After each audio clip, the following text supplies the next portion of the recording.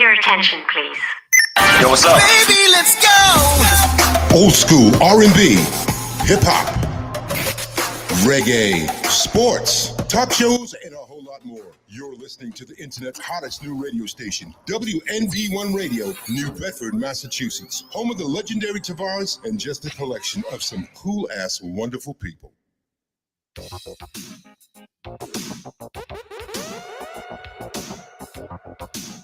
Tired of expensive phone and home internet bills with long-term contracts? Get ready for total freedom with unbeatable value. Total Wireless by Verizon is celebrating the grand opening of 2 new stores in Massachusetts. Join us on Monday, July 14th at 1843 Acushnet Avenue in New Bedford and Friday, August 1st at 5 Park Street in Attleboro. Switch to Total Wireless and get the power of Verizon's 5G network with no contracts and plans starting as low as $23 a month per line for 5 lines. It's time to make the switch and get a great deal on home internet, new phones, and tablets for the whole family. Don't miss the grand openings of Total Wireless by Verizon in New Bedford on July 14th and in Attleboro on August 1st. And be sure to tell them that WNB1 Radio sent you.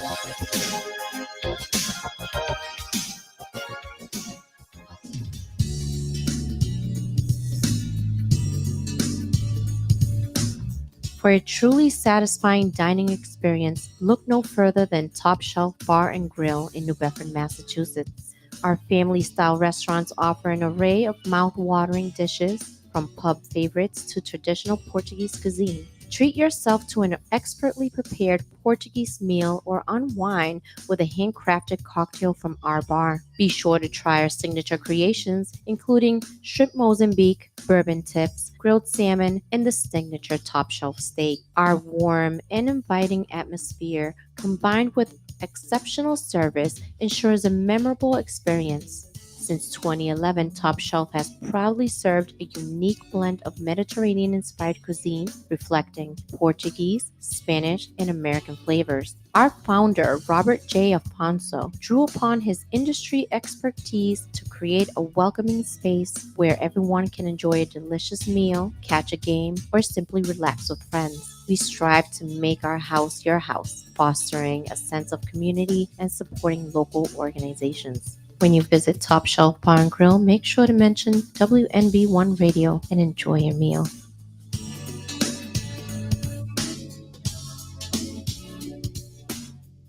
Have you made that New Year's resolution to get into shape and you still haven't followed through with it? Then you need to join KO Gym. The champ is here! The champ is here! The champ is here!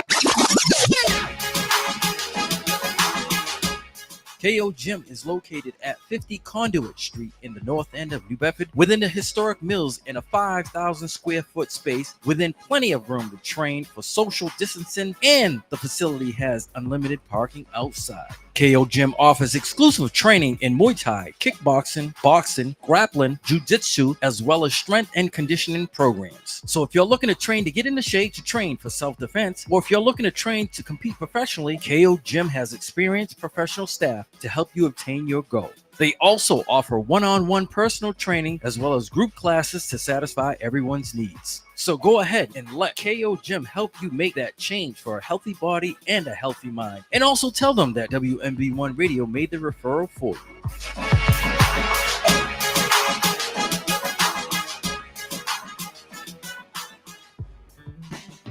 It's no secret that the trucking industry is struggling for drivers. So why not look for a school that can get you the credentials that you need to start that new career? Get on the road to success with J&J Driving School and Logistics Incorporated, located at 978 Nash Road in New Bedford, Massachusetts. J&J is a Black and woman-owned trade school leading the South Coast in CDL training. J&J offers the most comprehensive training programs for CDLs A, B, and school bus training. Don't let opportunities drive right by you. Go and see our friends at J&J and get your CDL career started right away. And be sure to tell them that WNB1 Radio sent you. Reliable Bus Lines Incorporated has been a leader in the school bus industry for over 40 years. Founded in 1980, Reliable Bus Lines Incorporated has provided the South Coast and surrounding areas of the Commonwealth transportation services ranging from private to contracted school bus and van services for corporate transportation. Specializing in school bus transportation, Reliable Bus Lines cares about your precious cargo. Our drivers are trained and certified and understand the importance of being on time and getting students to and from school safely.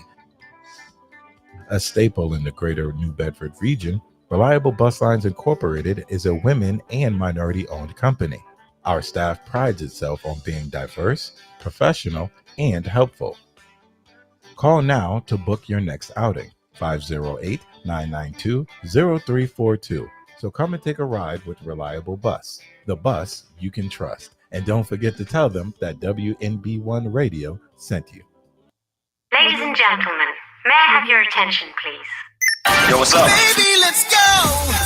Old school R&B, hip hop, reggae, sports, talk shows, and a whole lot more. You're listening to the internet's hottest new radio station, WNV1 Radio, New Bedford, Massachusetts, home of the legendary Tavares and just a collection of some cool-ass wonderful people.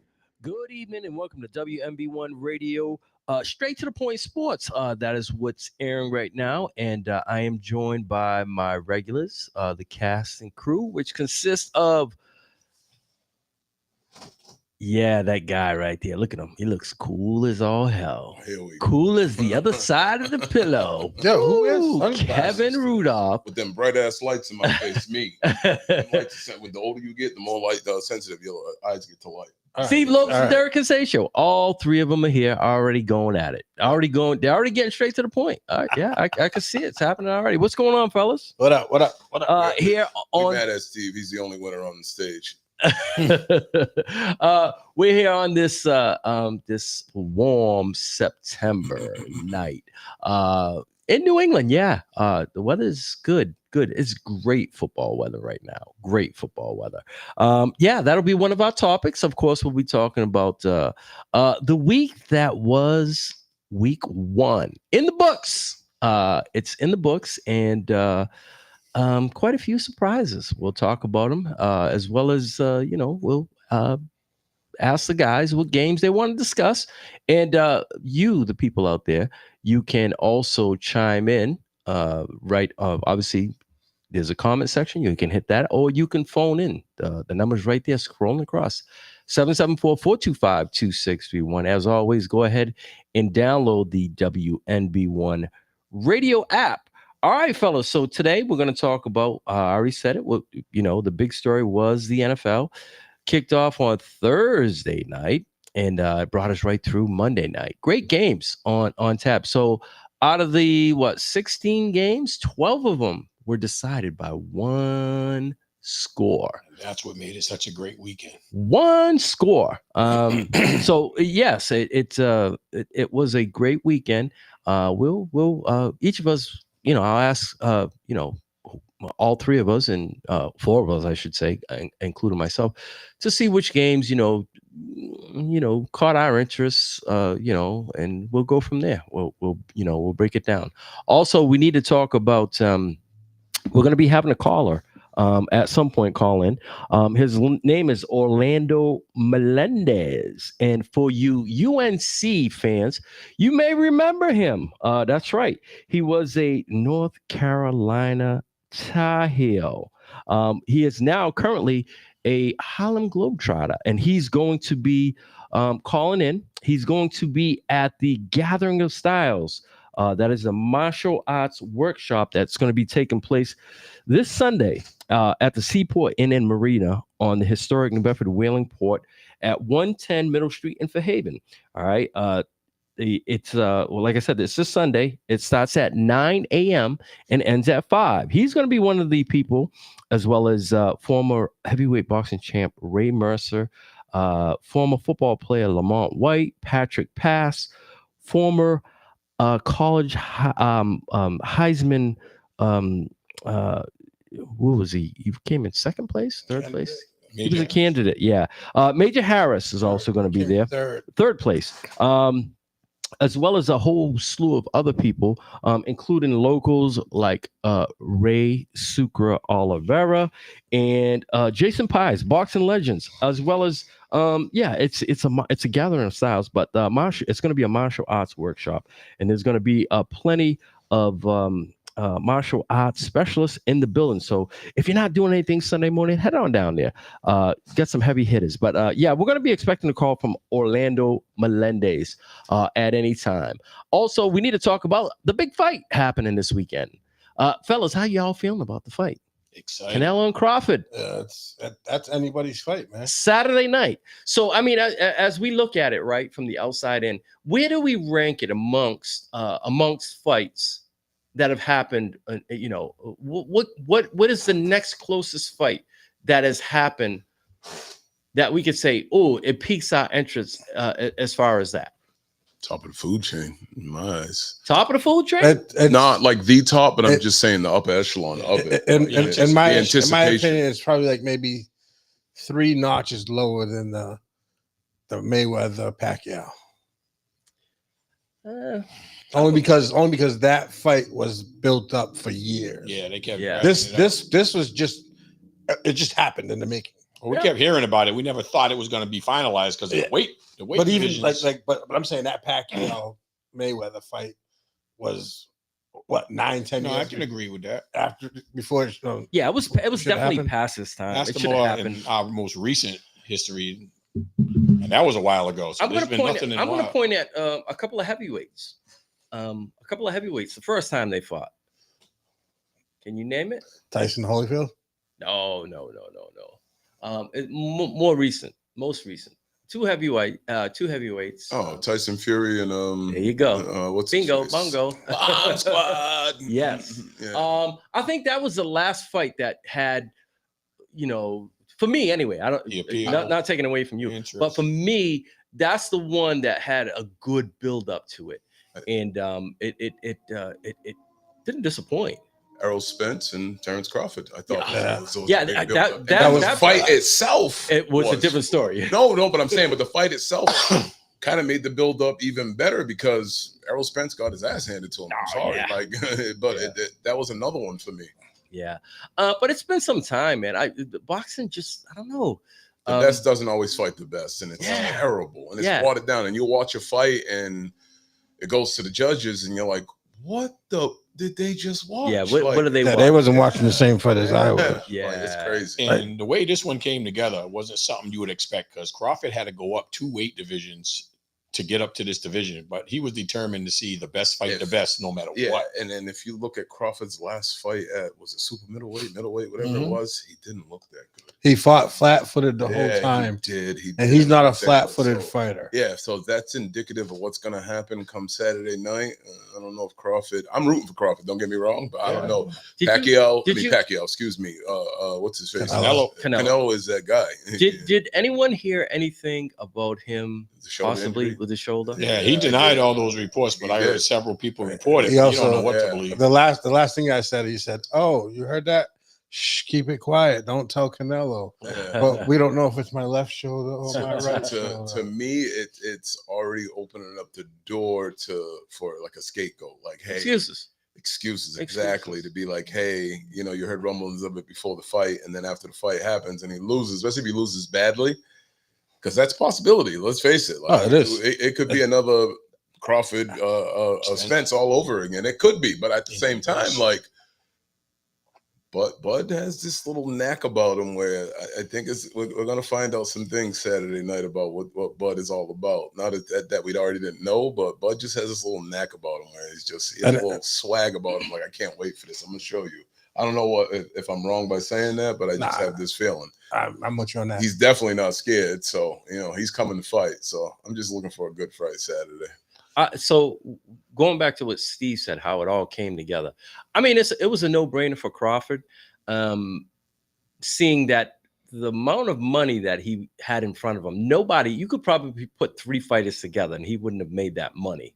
So he saw the bigger fish, the bigger picture.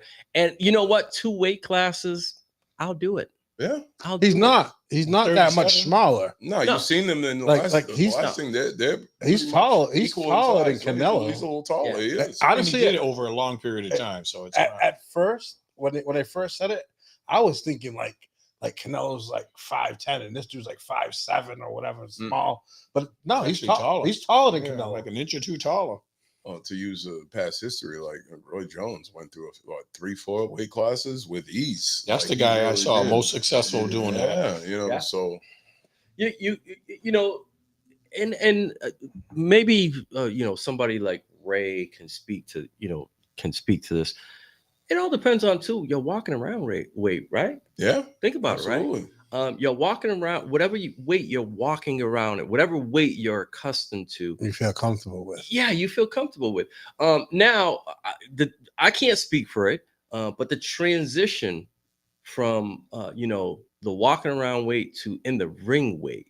Now, what does that do? Yeah. Not everybody could hold it the same. Absolutely, but you look at the way But- all these guys rehydrate. Yeah, You know, they put it right they- back on. They put it right back on, so True. you're used to that weight. So this might be the easier transition for Crawford because he's like, listen, I may weigh in at 147. Let's say he weighs in at most of the time, but he walks around at 160, 165. Now that's where you're at now. So did he really have to lose any weight? No, probably not. No, he just had to get in shape. Yeah, he just had to get in shape and lose a couple pounds. So it might even be better for him.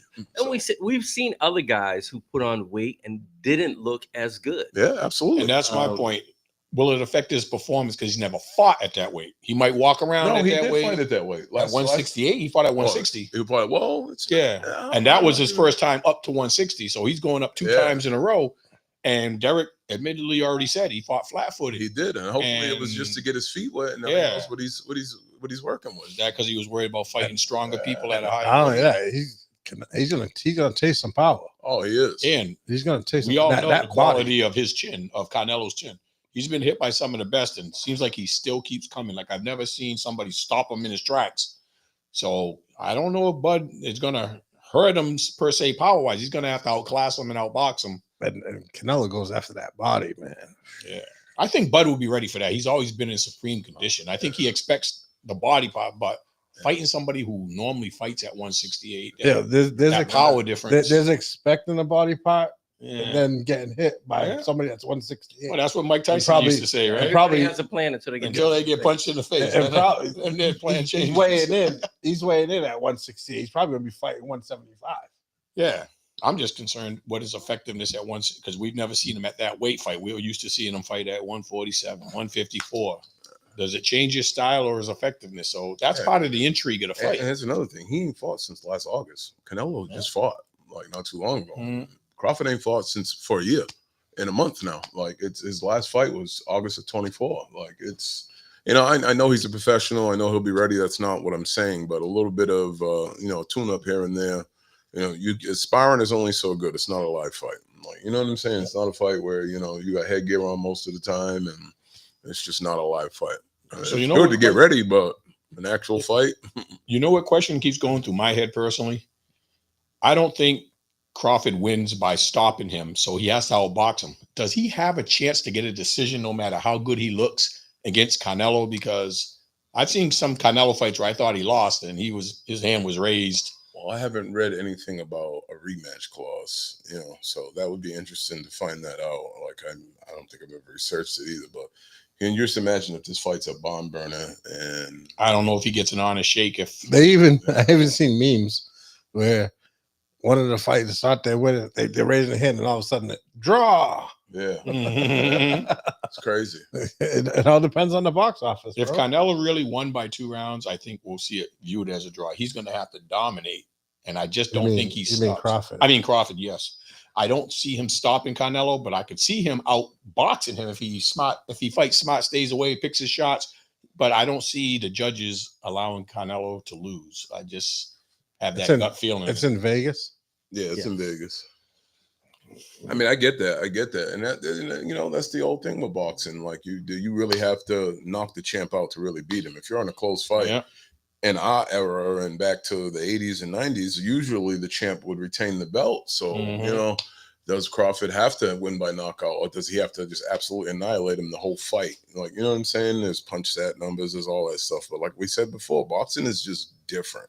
We watch one fight, and like I said, the judges will come and you're just shaking your head. Like, You know what this fight reminds me of? It reminds me of a fight of a past, very storied fighter involving one of Massachusetts' own, Marvin Hagler and Sugar Ray Leonard. Yeah. You had a guy who we all thought was like a tank. Yeah, invincible. Just indestructible. I still say he won. But you had a guy that was more of a tactician. Probably more marketable. Yes. Yep. You know what? If I'm Crawford, I may take a page out of Sugar Ray's game plan. You steal the rounds at the end. Get in and get out. Yeah, get in and get out. Get in and get out. Frustrate him. Yeah. Get in and get out. Wait for him to make a mistake. Yep. Wait for him to make a mistake. Because let's face it, right? You look at the fights that Canelo's lost, right? You look at the fights that he's lost, and he was outclassed. Yeah.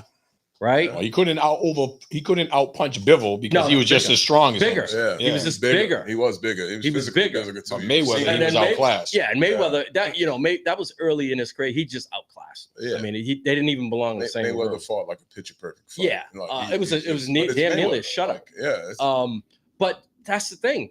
I think that if Crawford couldn't go out there and just be the tactician, and pick his spots.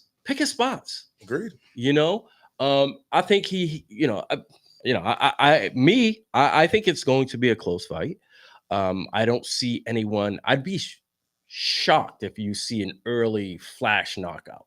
I would be really shocked. Neither one's ever been in that position. That's what I'm saying. If anything, I would say, latter rounds. Something I haven't for Crawford.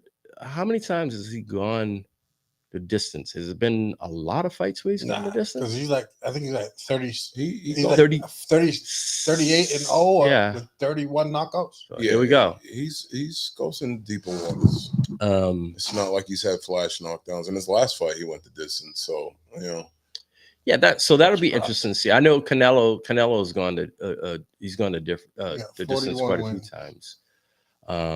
41 wins, 31 knockouts. All right, so 10 times. But this I is think a he'll little be different. conditioned to do it if he has to. This is a little different because you're going up against a bigger man. Yeah. You're jumping a great up. chin. And once again, the weight factor plays, heavily into it. You got a guy leaning on you and all that other stuff. Some of the tricks that, some of the guys use. We heard guys, before just punching arms. Just punch him in the arms. Punch him in the arms. Can't lift them. After 12 rounds, can't lift them. You can't lift them, right? Or just a lot of the heavyweights just leaning on people, right? Ray, that's something that Ray, he's in love with his guy, talking about, you got a guy 6'8" that, that's damn near 300 pounds, leaning on you, making him carry you around the ring. Only carrying your weight, you're carrying somebody else's Yes. weight. That takes a toll. The tricks of the trade. We shall see. We shall see how it pans out. So how do we think it's going to pan? How Kevin, we'll start with you first. How do we think it may go? I think we've already spoke about it. Like I just can't see Crawford winning the decision. But stranger things have happened. So does Crawford have the power to really touch Canelo and hurt him? So there's just a lot of different scenarios that could happen, but I think it goes to the scorecards, and I think Canelo wins a close one. That's my opinion. And now I'm rooting for Bud, but I think Canelo wins a close one on the scorecards. That's what I think. Steve? I echo a lot of the same sentiments that Kevin said. The thing I'm going to keep an eye on is I'm trying to remember, and maybe you guys know better than me, what is the quality of Bud's defense? Because if he can frustrate Canelo to not be able to hit him and make him waste that energy, he might get sloppy and make a mistake that might. No, Bud's a complete fighter. Defense, offense. I'm just trying to He's think, a complete fighter. because Canelo has been hit. Oh, yes. But he can take it. He can take a punch. So I don't see Bud stopping him. But if Bud can frustrate him to where he's doing stuff unnatural that's not typical Canelo, and he gets sloppy, it's happened. He might get knocked down. It's happened. Or it got sloppy because he got frustrated. Well, he gets frustrated and gets overzealous, and he'll throw like a wild punch or expose himself, and he's caught. And then he gets dirty. But otherwise, I have to. The same analysis I'm you said. I'm all for the dirty boxing. I'm part of win by any cost. Yeah, it's part of boxing. By any means necessary. Yeah, and protect yourself at all times. That shit happens. Like, hey, Derek, 115, 113, but.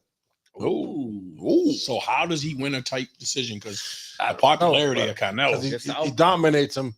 He dominates him, but they give Canelo a few rounds.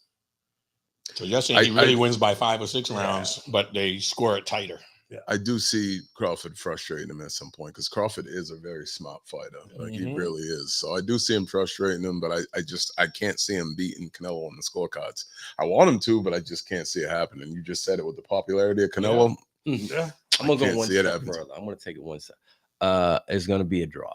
I see a draw. I don't like Vegas. I don't like Vegas. He just stole my next point. I don't like Vegas.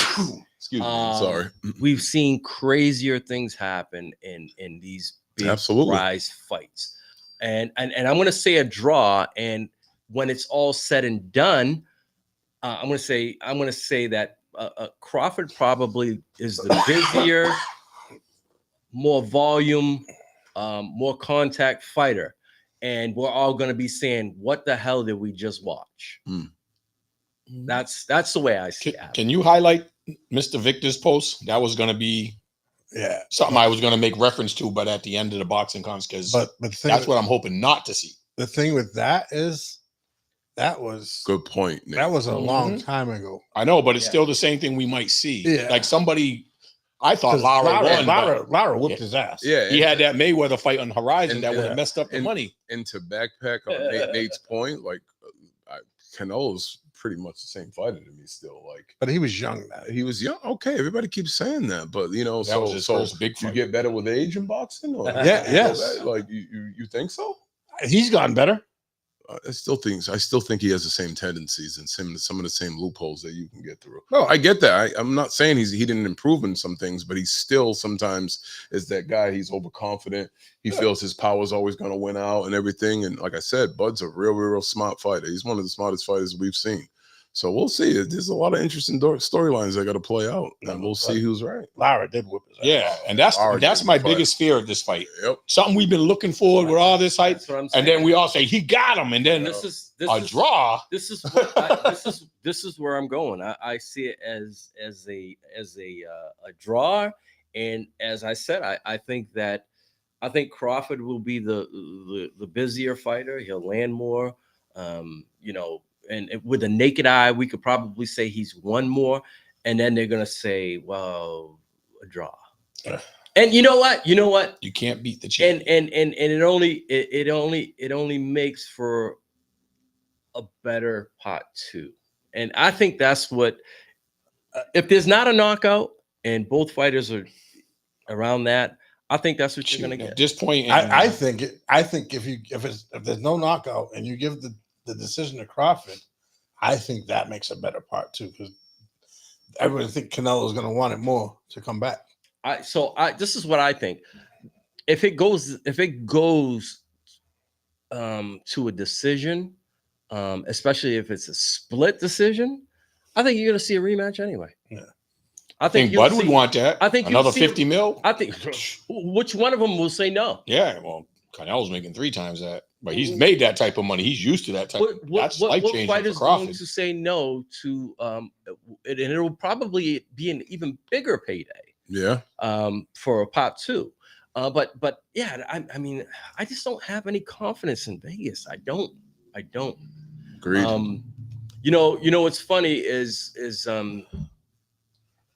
you see, obviously, I hate to compare the sports, but we see in UFC, we see the better fighters pitted against one another. We don't have to wait the 5, 7, 9 years before they get, because they don't have the control like boxing. Can't avoid somebody. It's like, listen, You've got a ruler that gets in there. You don't have the, one guy holding one belt and another belt, and then guys, I want it on my terms, my contract.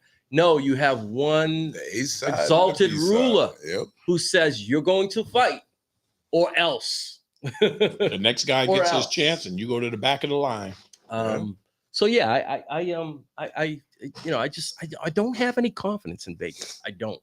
You know what I do like about UFC too is they will pit like the 3rd against 5, and you know what I'm saying, and then they'll guarantee you like if whoever wins this fight since number 2 is injured, they've already set it up. Yeah. Since number 2 is injured, we'll fight again in July for the chance to win the belt, no matter what weight class it is. So yeah, I think boxing has gotten to the point where I didn't know that they've given too much power to I knew that to the fighters. I didn't remember Lara being a lefty. Too much power to the fighters. They pretty much dictate what they're going to do. It no longer has come down to the organizations. The organizations listen to the fighters. Oh hell, that's it. They're the cash cow. Yeah, definitely. They listen to the fighters. So Canelo has like absolute control. The like promoter, yeah.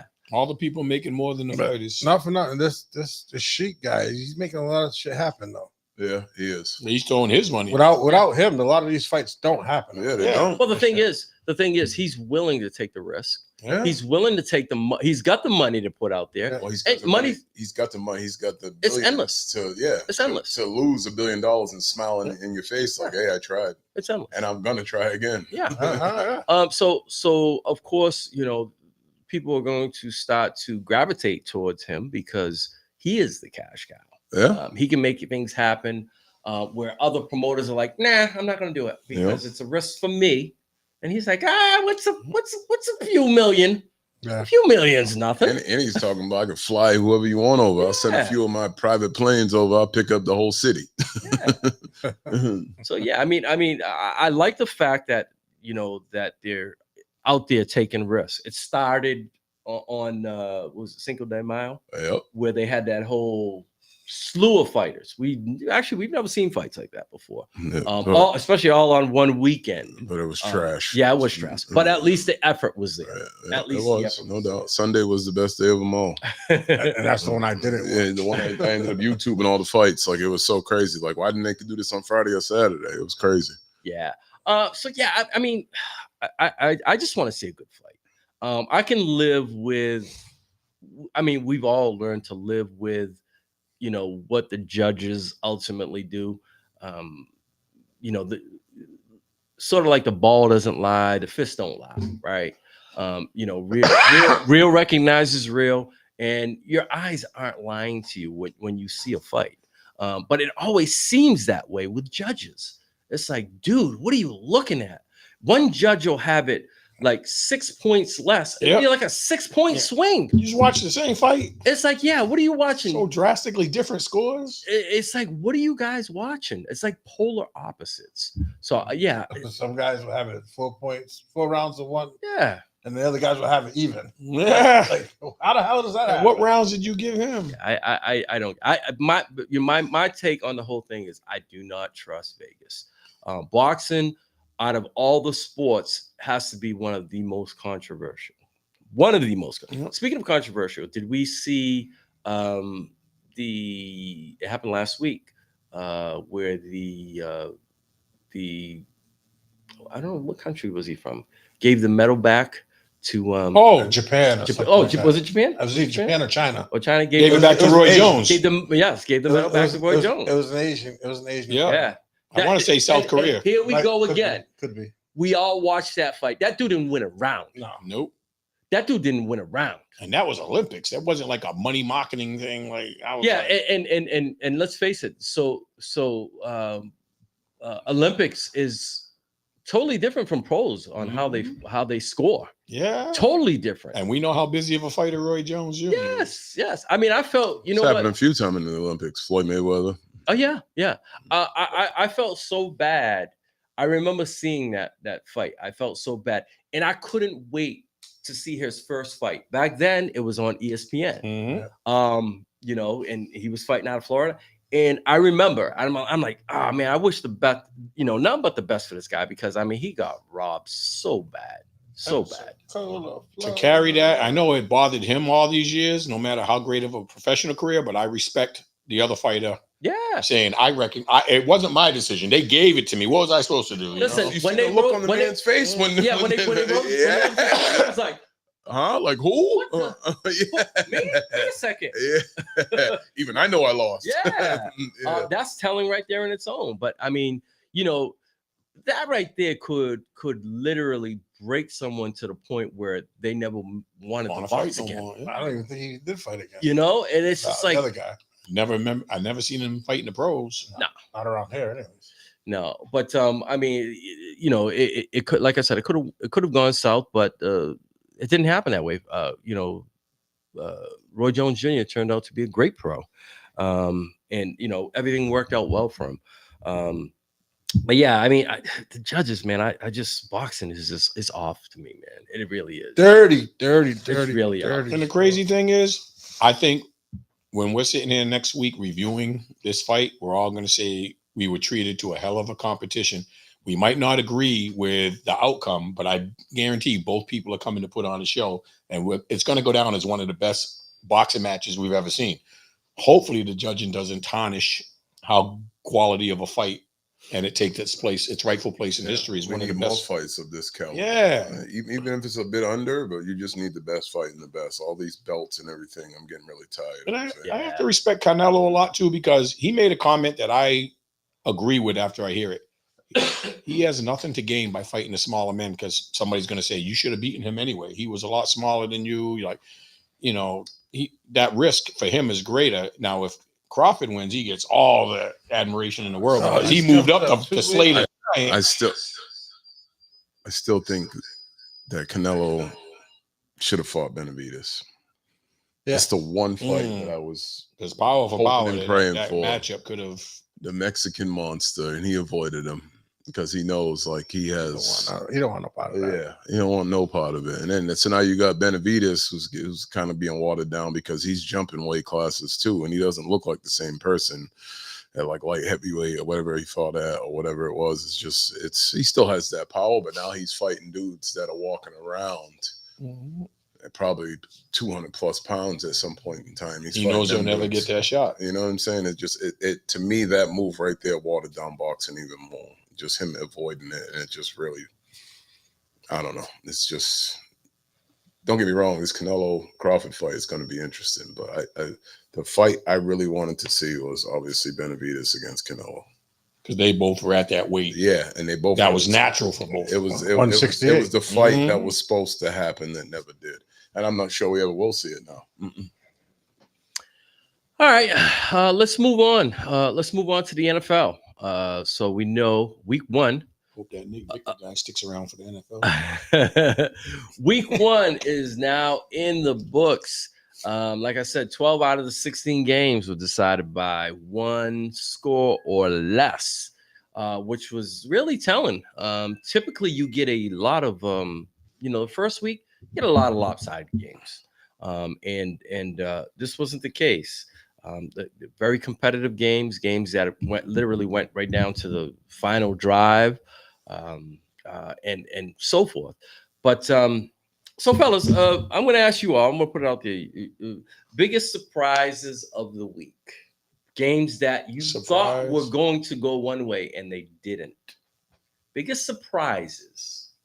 In my opinion, shut up. The coach smashing the Dolphins.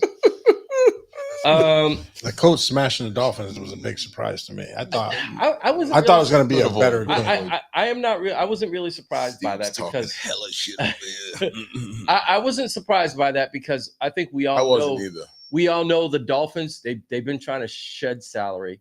I think it's going to be a dumpster fire in Miami. I think that the coach. I don't even think the coach makes it through the full year. Yeah, but you thought they were going to get smashed like that? I didn't think Danny Dimes was going to perform like that. Yeah. You could say that, but I'm not expecting too much. We called it, right? We called. No, I don't expect them to do much. But I thought it'd be a game. I mean, for the AFC East, we said that they were going to finish in the cellar. I thought it was going to be a game. I don't believe that the coach makes it to the end of the season. I think he gets fired probably a little over halfway over the season. I think Tyreek Hill's going to have a major blowout.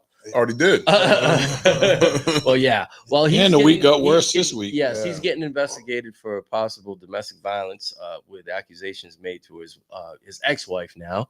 But I think everything is going to stay south in South Florida, and I think they just may blow out into the ocean. I think it's going to get uglier before it gets better for them. Agreed. I don't expect much from them. I don't. I don't either. I really don't. How do you guys feel about the Chargers' victory over the Chiefs? Yes. So that was one of my games that I looked at and I said I didn't expect it to be. I didn't expect to see the Chiefs, especially how they left us last year. Yeah. With a bad taste in the mouth. I thought they were going to come out and be more of a challenge. And it was quite the opposite. They did lose a key piece earlier in the game. Yeah, well, yeah, they lost their wide receiver. Friendly fire. Yes. That hurt. But I mean, wide receiver right now for them still. I mean, they still have capable guys on their roster. Yeah, but that guy, him and Rice guy, on that guy, he spreads that field for them. Yeah, he's that X factor. And if you look, there's still some problems on the offensive line. Yes, that's what I was going to say. One of the glaring things to me. That showed up in the lack of a running game and the protection because Pacheco and Hunt did not run the ball. Your running game got to have the ability to give your quarterback time, and they also got to open up holes for your running back. They're not one and the same, but they're coming from the same people. Like they need to get their act together because there's still a problem there. And we noticed what was their big Achilles heel in the Super Bowl last year. They couldn't protect Mahomes and they couldn't run the ball. I agree with that, but can't take nothing away from. No, you can't take no away from the Chargers. No, I'm not saying just expected more from the Chiefs. To win a game, what are you doing? You're capitalizing on what? Course. Yeah, so I'm not taking nothing away from them. They did what they were supposed to do. But who looked good was Hebert. Hebert was up to the pot. No, he was up to the pot. Yeah, he was. He was slinging. Confidently. Quentin Johnson. Where the hell he come from? He was a big bust the last couple of years. He had two tutties. Yeah. So he looked fluid and fast and confident. I'm gonna go way to the other end of the spectrum once we're done. So we all know that Hebert, he has games where he looks like he's going to be it.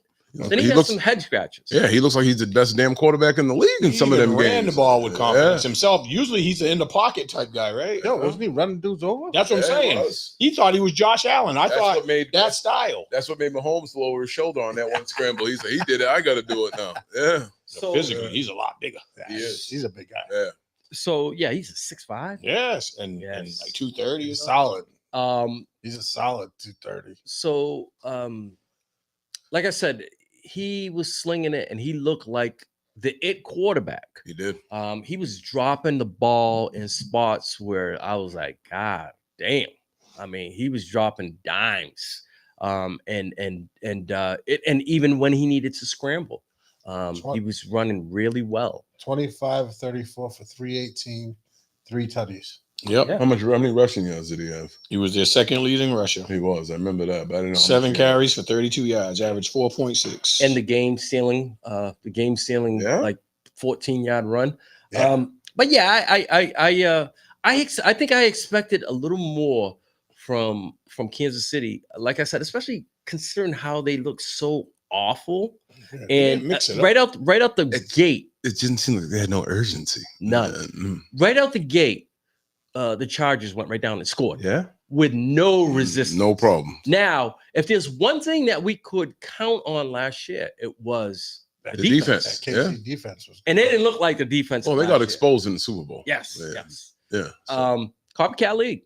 Yeah. Copycat league. Yeah, it is. So it really everybody's gonna listen until the formula. If the formula keeps working, run it back. Well, you know what the thing is about, like everybody says, being the hunter and the hunted are two different things. Well, I think Mahomes still has that persona where, of course, they're the hunted.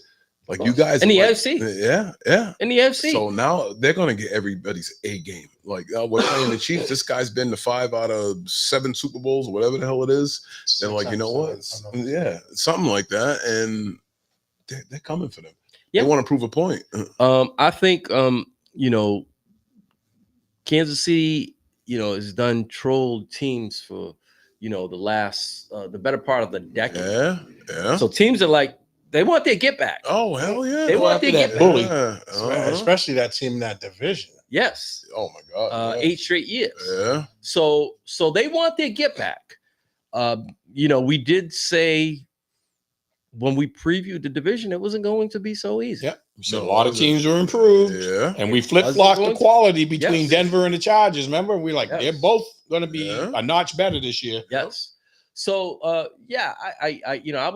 think I was surprised, but then looking at the Chargers, they looked confident. They looked like a team that's ready to make the next step.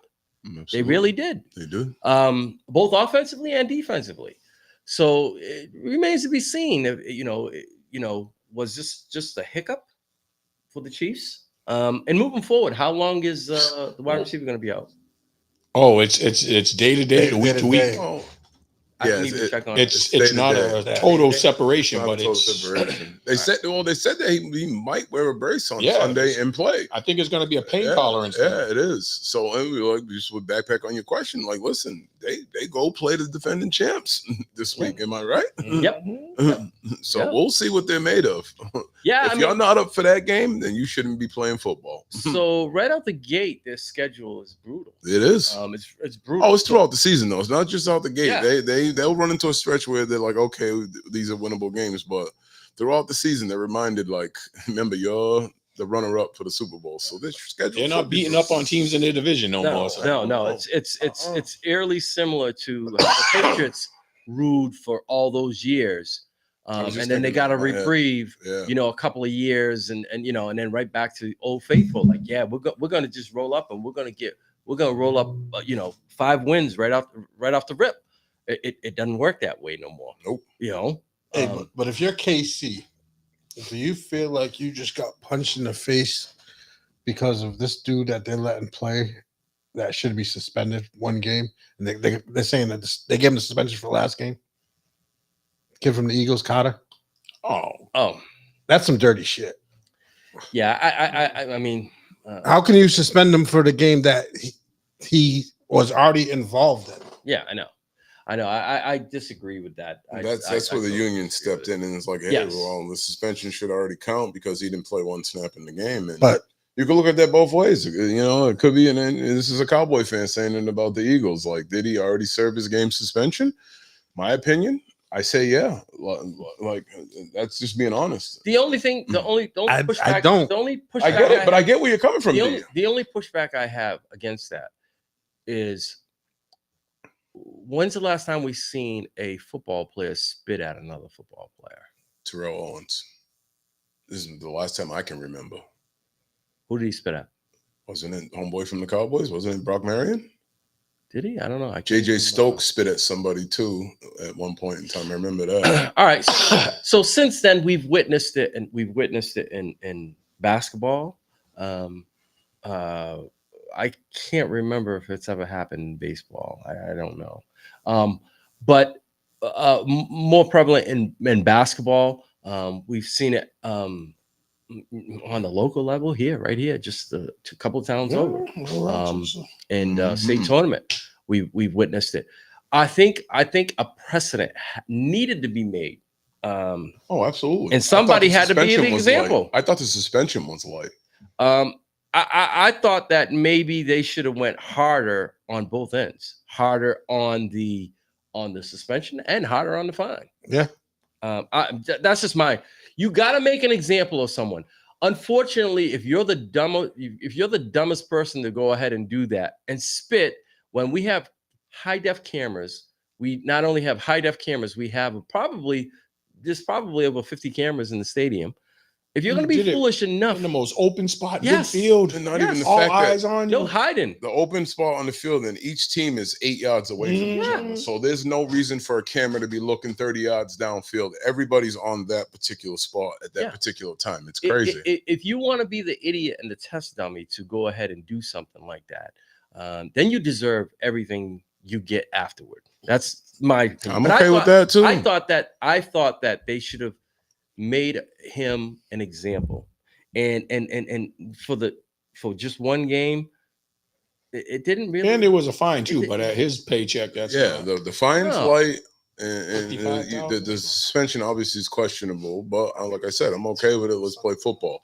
But this weekend, I'm a little biased for this, but my surprise game was, because I thought this was going to be a blowout, was the Broncos against the Titans. I thought that game came down to the fourth quarter where Tennessee had the ball, and it was kind of indicative of CeeDee Lamb with Ridley. Like the ball hit him in the hands a couple of times on some ropes from their rookie QB. And he played well. He played well. His stats don't say helped that. catch the ball. Yeah, it was like 12 for 28 with like 100 yards or somewhere around there. And it's not the full picture of that game, because I seen a young man walk off the field and he was upset that the ball wasn't caught, and they were in that game for mostly the whole game. Like, and it surprised me, and I was just like, wow, this could be the start of something good for Tennessee. Once you get that leader on board, you have nothing to do but fall in line with that, because the kid wants to win. And his first game out the box was against the highest rated defense in the league. Yeah, exactly. On the road. And it opened my eyes, where obviously I'm a little biased. I'm a U fan. Obviously, Cam Ward went to the U last year, first pick in the draft. We all know this, but he came to play. His numbers don't show that, but at the same time, if you look at, I don't know what the drop balls in that game were, but I'm willing to say he could have had 3 or more catches added to his stats or whatever, and it just he was visibly upset at the end of that game, because they could have made some noise, and that they had the ball with under 2 minutes to go, and they were driving. And like I said, I think it was definitely 1, if not 2, that Ridley dropped, and Ridley knew he should have caught both of them balls. It was crazy. So my props go to Cam Ward and the Titans, because that was a really good game.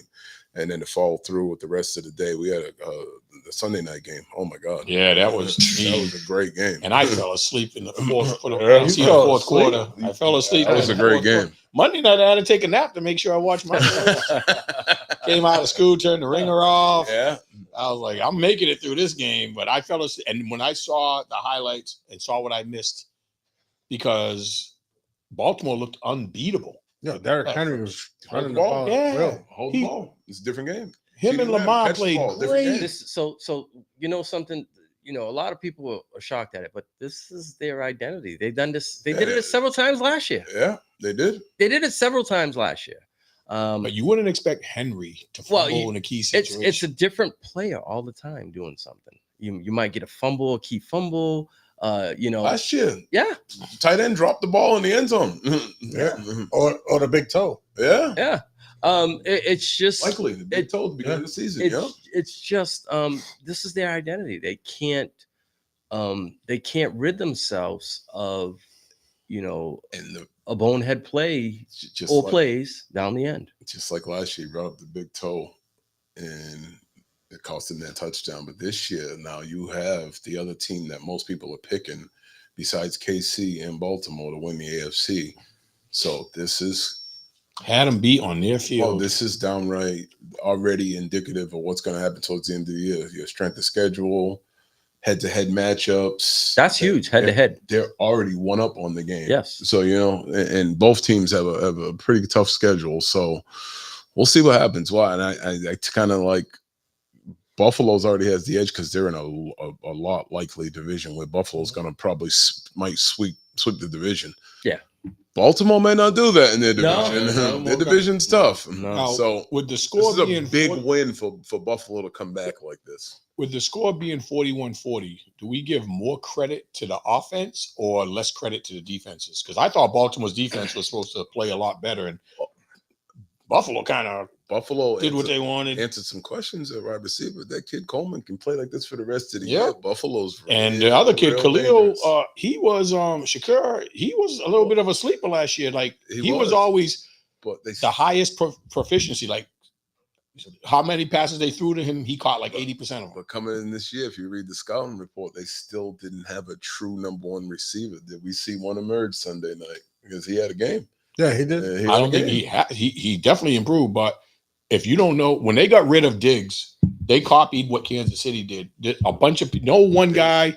We're gonna spread the ball all over the field and really make you miss think. a beat getting rid of Diggs. And the crazy part about it is, so I think the dude that you just said, he was the only one that was over 100 yards. Khalil Shakir? Everybody No, else. Coleman. Coleman. Everybody else had like 5-6 catches for like 70, 60 yards. They spread the ball around. It was, Yeah, they yes, it spread was the an ball even around. surplus Yeah. for They everybody. were getting ready to rate Coleman as a bust, and I was like, man, this dude's young, man. But they expected so much when, When he your came out of ceiling's Florida high State, and you don't 6'4" live up can to run. it, when you don't live up to it, you're gonna get labeled as a bust. But I think he showed what he can do. And hopefully he stays consistent. And It seemed because he's a jokester. yeah, He's never like when the camera's around, he's never like serious. Coleman? Yeah. Oh, I never realized that about Oh him. man, he's a clown. yeah, he is. So All right, let's address the elephant in the room. Let's address the elephant in the room. The Packers put it on the Lions, and I think we had some questions that were answered. We talked about the coordinator coordinators being lost, about the different styles of play calling. I think it affected them. I just think we had some mix-ups on the offensive line, and that I can't take nothing away from that defense. That defense was flying around. When you got one of the most explosive running backs in the league catches the ball 10 times and only has 30 yards, that's saying something. So now we can go back to the question of, do you really? I remember you posed this question. You said, do you really think adding Micah Parsons jumps him to a number one defense? It's infectious. It's infectious. When you get a guy, he only played 29 snaps, and it's only going to get better. Yeah, I know. But I'm saying I think it's only going to get better. They're a good defense that flies around. He's limited because of his back. They set the precedent by when they announced everybody, and he came out last. Yeah. You just felt it.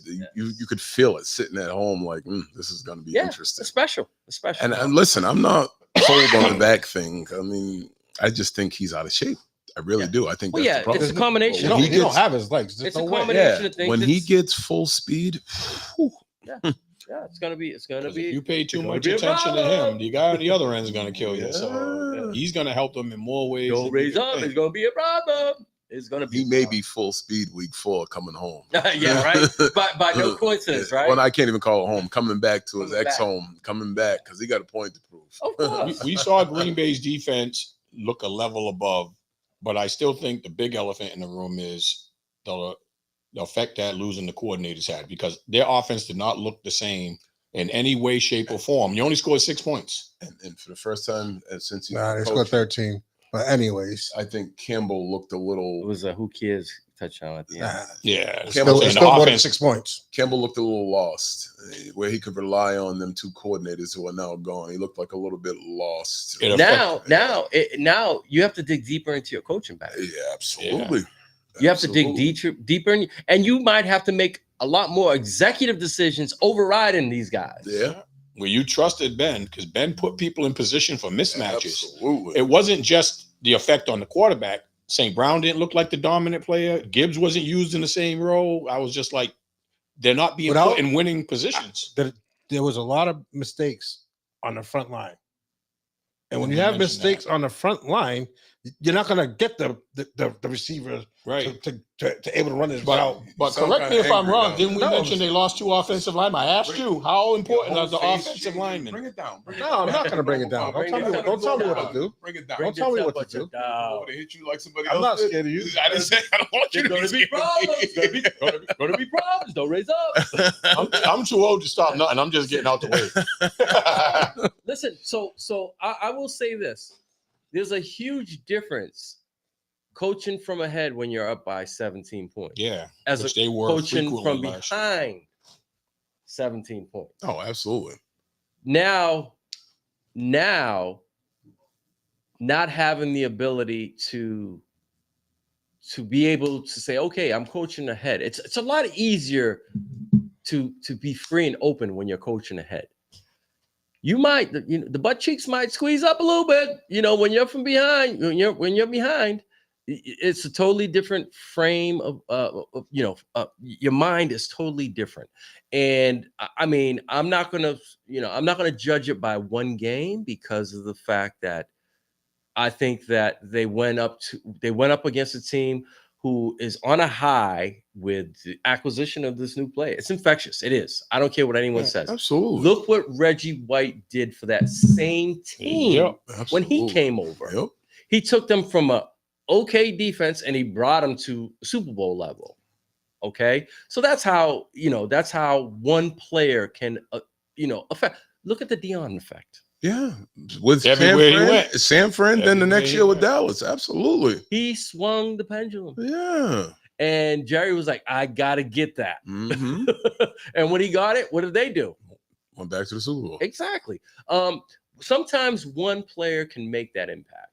And I think it could be the difference of, for Green Bay taking that next step. How do you guys feel about them extending the wide receiver? Good show of faith. While he Christian was hurt. Watson. Yes, they He's going extended to make it back mid-season this year. Yeah. But they showed confidence. 1 year? It shows you how highly Yeah, they they think extended about him 1 year at $13 million, even though you're still rehabbing, and we don't know how you're it. coming It back. shows how highly they think about And it. he got hurt in the playoffs, so he probably gonna miss this whole year too. Well, they said mid-season would be the earliest he came I back. said week 7, week 8. Yeah. Around there. Look, we extended Bland. Look, and now he's hurt. Yeah. But now I feel like if they didn't do this, he would have Well, otherwise been playing for a contract, Yes. not knowing his future. So Pressure. they told him, you don't have to rush back. Pressure. You got your contract. Come back when you're ready. And I think that was a huge show of faith. Signing Micah Parsons, it didn't factor into that. Like, listen, we have a defense that just went up a notch. Yeah. So we might not need you until mid-season, towards the late season, but we hopefully you will see you week 10. We'll see you. Have a And we did have a lose good our rehab. number one Take pick your on time. another wide receiver, so we got some help. I always like, you don't have faith in all GMs and all organizations, but when an organization does something like that while a player's hurt, Gotta respect it.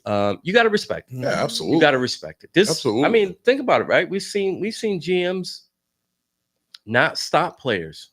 Jerry Jones for certain backup quarterback. Not Listen, to make a bonus. Yeah. he can't play this game because he's going to exceed the amount of the amount of games that was in his contract. He's going to get a bonus, so we're going to sit him. Oh no, we only want to see what we got in our other guy. It makes no sense. But you got to take your hat off to this organization for doing this. I thought it was a class act move.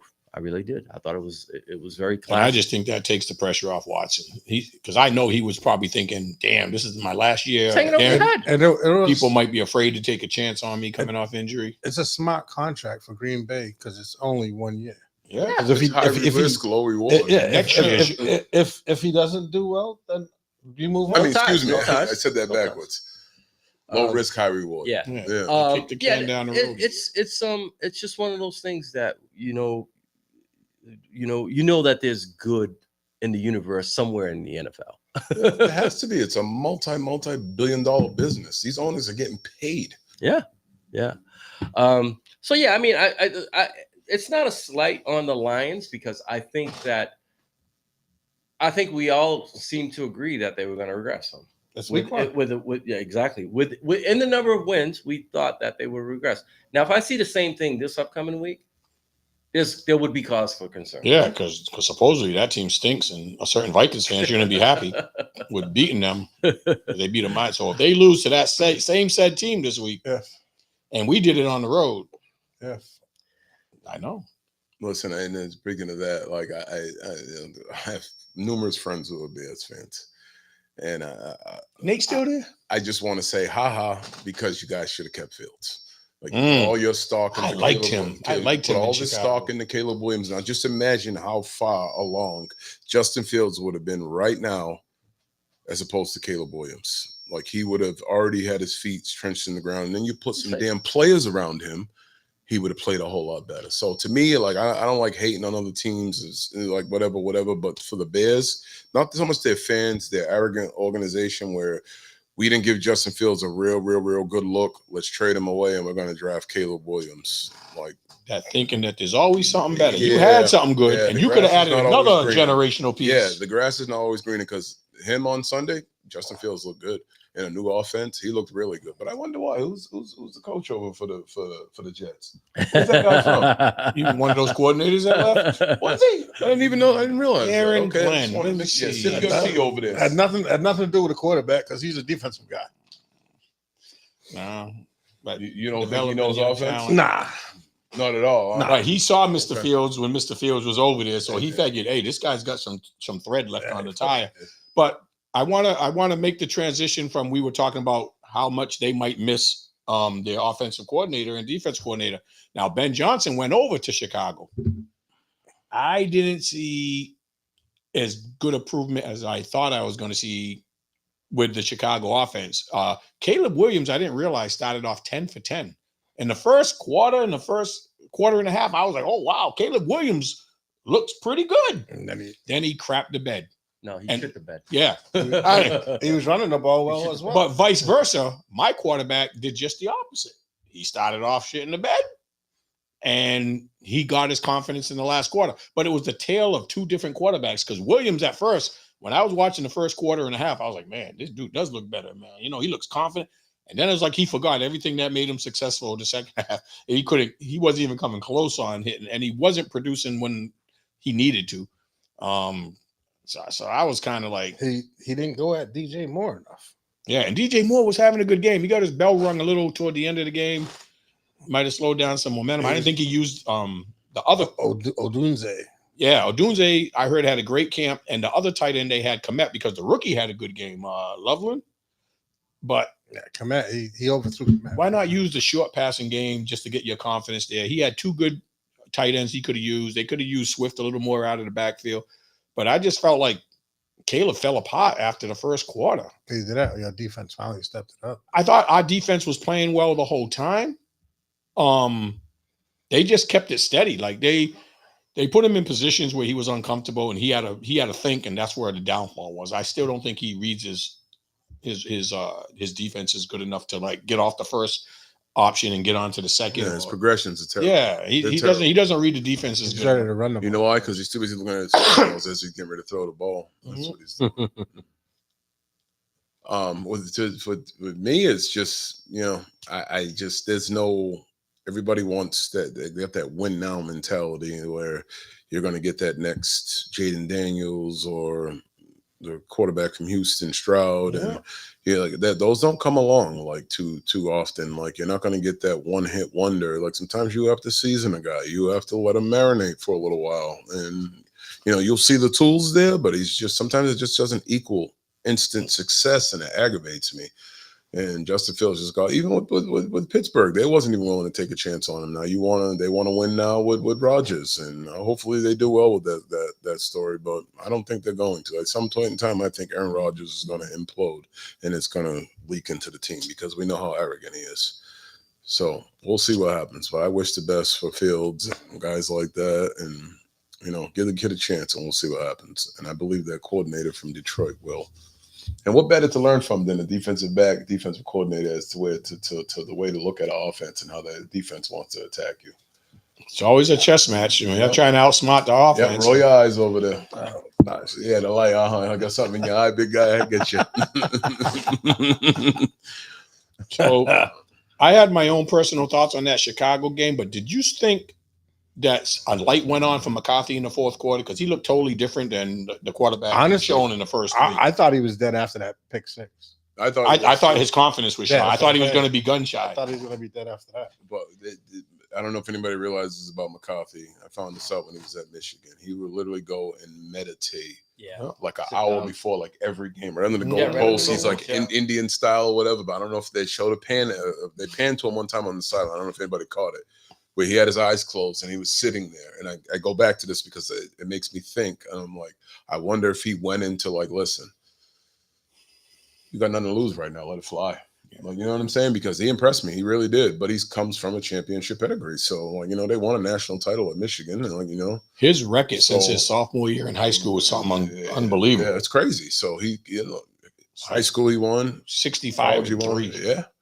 So he channeled his inner being or something, but he came back and he stuck with it. I got to give the kid props. And I loved seeing the post-game interview where his teammates were proud of him. So that tells me he's well-liked and that his team believes in him. They've seen better. He started off shaky. Yeah. But I also respect O'Connell not pulling the punch, because if that was me as the coach, well, you can't. Oh at that boy, point. you can't at that point. You went all in with McCarthy. Who you putting in? Who's their backup? I forgot. We talked about it last. Well, we traded. Carson Wentz now, who probably don't even know the I offense. didn't even know that. We traded Howell. Okay. Howell went to did trade Philly. Howell. Yep, he went to Philly. Yeah. How do you just throw Carson? Like I'm rolling. We made the choice to get rid of Donald and the other guy that was there was Danny Dimes there at one point in time. Yeah. You know, And we so wanted to keep him, but he knew the- he had a chance to stop. You made the choice to get rid of them, and you rolled with McCarthy. So they had to roll with him throughout the game. You got to give him his growing pains. You have to. This is legit his rookie year. We text back and forth during the game. We were talking junk, but Steve said he's like, this is his rookie year, and so you got to treat him like a rookie. And I thought he wasn't using, when you're struggling with the passing game, and he's a great athlete, he could mix it up and run a little bit just to keep, but also he wasn't using Jordan Mason and run the ball a little Hawkinson, more. Is Hawkinson? Is he a tight end? Yeah. But Hawkins had one catch. Yeah, he didn't use the tight end, but Jordan Mason looked like the number one running back. He's just so much bigger. I think he's gonna be. And I think he's gonna be number one. What people don't realize about that, he struggled, but his best offensive lineman wasn't there, and Addison wasn't there. Yep. When those two pieces come back, it'll make the adjustment even better. And I don't think Thielen's totally in the fold yet either. No, he had You know one what I'm game saying? there, so he wasn't like, on the same page. Has he been there a week yet? No, he got there last week. Yeah, a little under a week.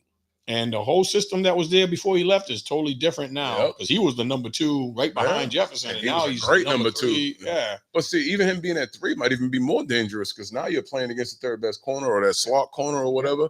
And Thielen's a seasoned vet, so he knows the little tricks and nuances of the game. So and he catches the ball. Yeah, he does. You don't have many drops. No, he don't.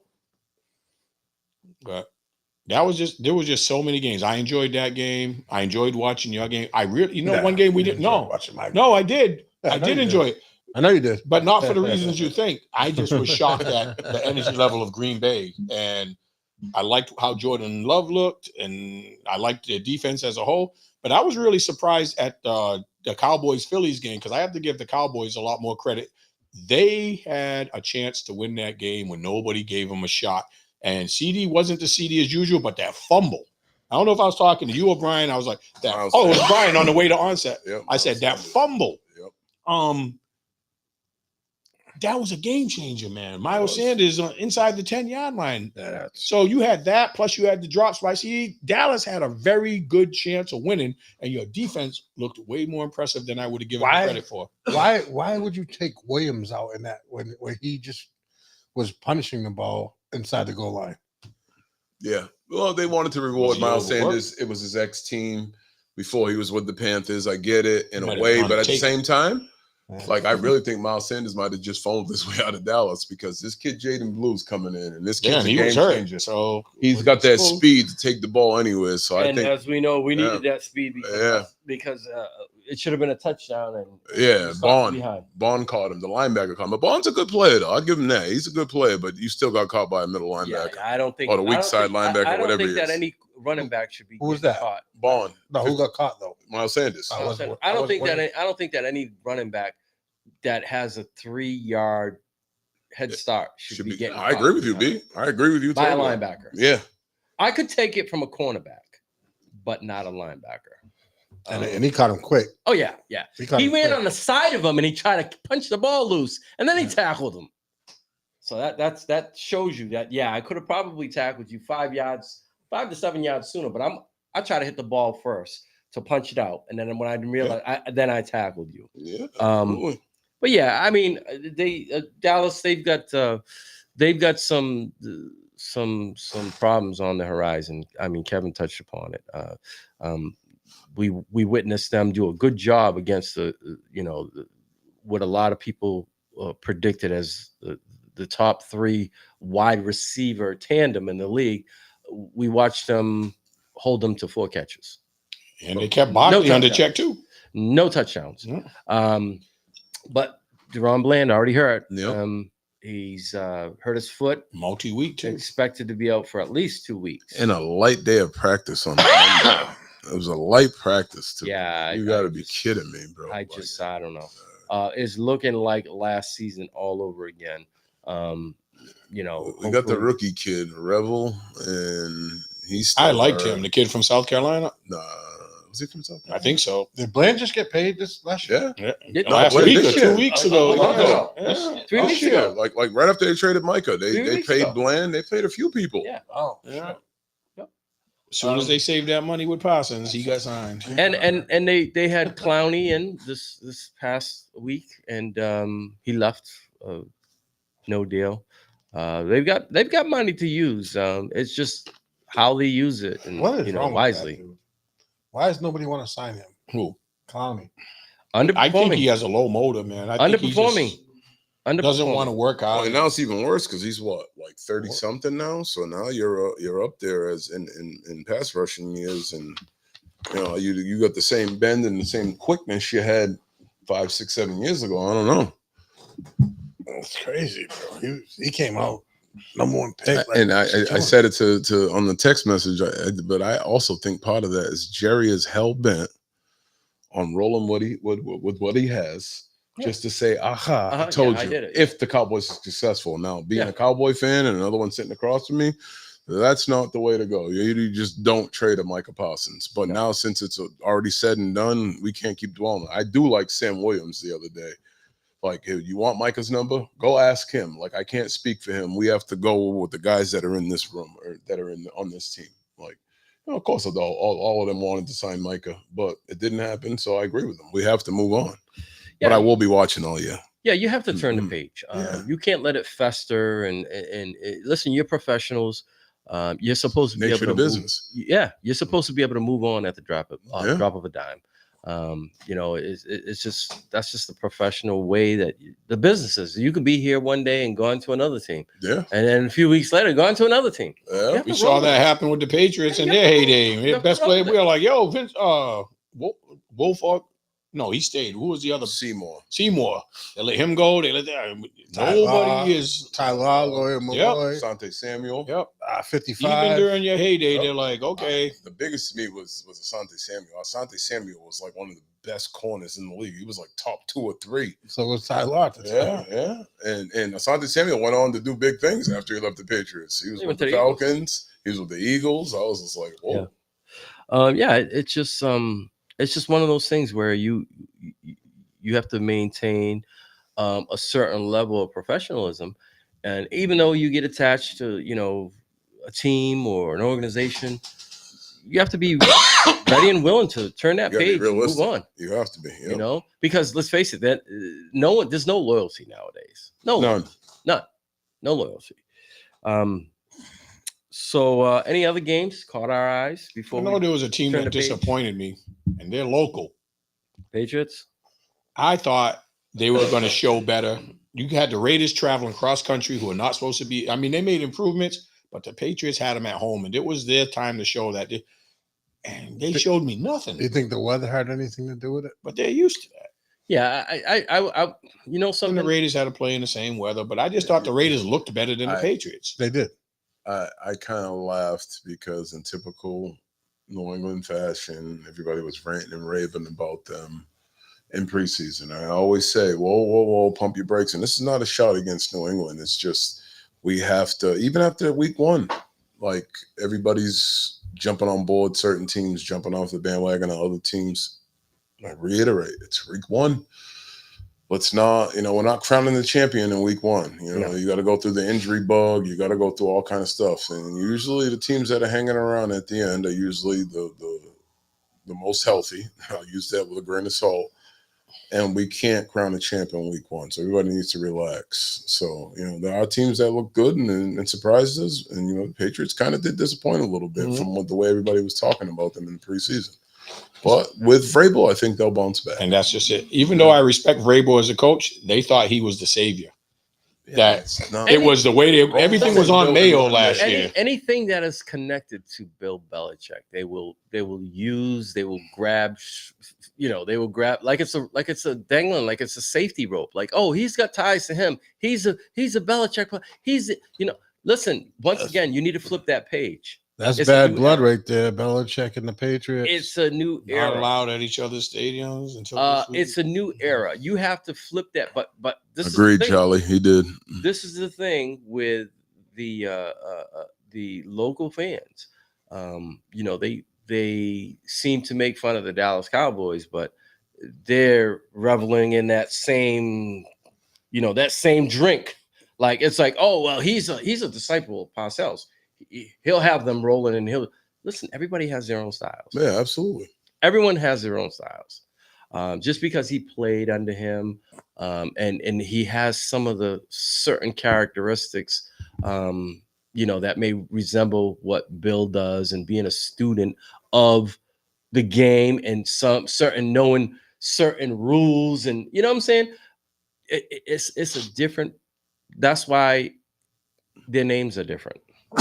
That's why one is now employed in the NFL and one is in college. Mm-hmm. I base Vrabel on his coaching tenure with Tennessee. Yeah. And I liked him, and he was one of the first people that was adamant about. He was upset with the front office for getting rid of Brown, who went to the Eagles. Have no say in it. He had no say in it, and he was pissed off about it. So I can respect him. And he's a player's coach, and if AJ Brown implodes with the Eagles, I can literally see him going to find Vrabel and saying to make something happen. Because AJ Brown is known to be a cancer on the sideline. If they didn't have Hurts, who took the high road last year and was like, let's get the man the ball. So, I don't think Vrabel was so much Bill Belichick. I just think he's his own man, and I like him as a coach. And I think that, we'll see week 2 with the teams that did lose and what adjustments they've made. Patriots being one of them, and there's a whole host of other ones. Like I said, there's only one winner on the board. So AJ Brown only had one catch last week. He only had one catch. But listen, Dallas, not because they're my team, has 2 damn good cornerbacks. They really do. And nobody thought Diggs was going to play week 1. And lo and behold, where was Diggs lined up most of the time? On the other side of AJ Brown. So this is the thing. I mean, I talked about it when we went over when we did the whole breakdown of the NFC East. These guys literally over the last 3 years have played less than 7 games. I think it's like 4 or 5. Yeah, I had to get that continuity when you can't get the whole gang together. It's like I said, it's promising because you had one guy that led 1 year, for interceptions. He gets hurt the following year. Then the other guy comes over and he does him one better. Yep. With return pick sixes. Pick sixes. Yep. Leads the league. And then we're like, we're gonna get both of them back together. And increments of the season, both of them got hurt. So it was like when one came back, the other one got hurt. So it looks good on paper. It looked good week 1, but can it remain that way? Mm-hmm. We there's more unknown than there is known. Absolutely. With the 2 of them because of injury. So we always talk about injuries being such a huge part of the game, and Dallas had its fair share. But can we talk about what happened week 1 in San Francisco? Injury-wise? Oh, God, yeah. The only guy that stayed healthy, the guy everybody said, don't take him in a fantasy draft. Mm-hmm. The one we thought wouldn't, but Kelsey. I mean, Kittles. Purdy. Quarterback. Somebody else got hurt. And then Jawan Jennings. But he's as of right now, he's playing this. Yeah. Right, but even to be questionable like that, one game and 3 big dogs are gone. Yeah. And we know McCaffrey is teetering that line. An injury waiting to happen. And the offensive lineman who's been there forever, we don't know how well San Fran could be right back in the same boat with the injuries there. Purdy's out for 4 weeks, I think. Yeah, McCaffrey strains his hamstring, freaking sitting down watching freaking film. He made it through week 1. It's so crazy. Nobody else did. I thought, how ironic. He has the injury bug more than anybody else on that team. But when I saw Kittles, who was having a great game, go down, and I didn't think it was anything major. I saw him limp off. Then after the game, 4 to 6 weeks. I was like, whoa. Weeks. Yeah. Then I didn't know Purdy got hurt. That high bad. ankle sprain? Huh? No, it was hamstring. Oh, hammy? Yeah. Yeah, the Not Purdy playing enough in the preseason. the Purdy thing caught me off guard. Yeah, how bad he's hurt. I was like, wait, hold on. Did I Mac just Jones read that to the right? rescue. I'm like, did I just read that Speak right? about preseason. It's funny because we talked about this earlier. Well, we talked about this team earlier. Is Kansas City played their starters a few games in the preseason, and they still didn't look up to par. Yeah. Come to week 1. Cincinnati didn't look all that great week 1 either. And They barely won. And they played their starters a lot in the preseason. Yeah. It's just every week, you got to take it for what it is. Yep. The NFL is week to week. Violent game. Oh yeah. Takes a toll on your body. You just have to, if you're rooting for your team, you hope that you come out of a game with minimal injuries. And we've seen in week 1, a lot of guys have gone down. And now it's like you have to be, you have to play your best fantasy. Your best fantasy move is, what is it? Next guy up? Is it, if there's ever a time to get a guy now, it's going to be within the first few weeks because of a lot of relatively unknown. So you can take a chance on somebody. It might pan out, it might not pan out. But as you get later on to the season, the price goes up with everyone. Come week 5, 6, people have they've got their dibs on people. I like Charlie's comment because he brings up a good point. I was waiting for it to die down. I was going to say, I like that. Yeah, he brings up a great point about San Fran. And same team having multiple injuries to their key players. Yep. And they already got Ayuk out. Yeah, Ayuk's already out. And now you got these guys all hurt. Yep. Sometime it was Boza last year. It was a few of them. Will they have enough?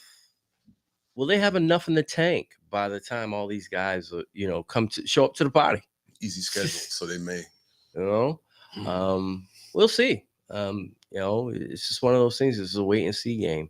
I know last year everybody thought that they were going to turn it on once they all kind of came back, and it just kept going south. They got the talent, but if you can't get them on the field, similar in Dallas, you get frustrated saying, if everybody could just play at once, man, what would we have? Yeah. All right.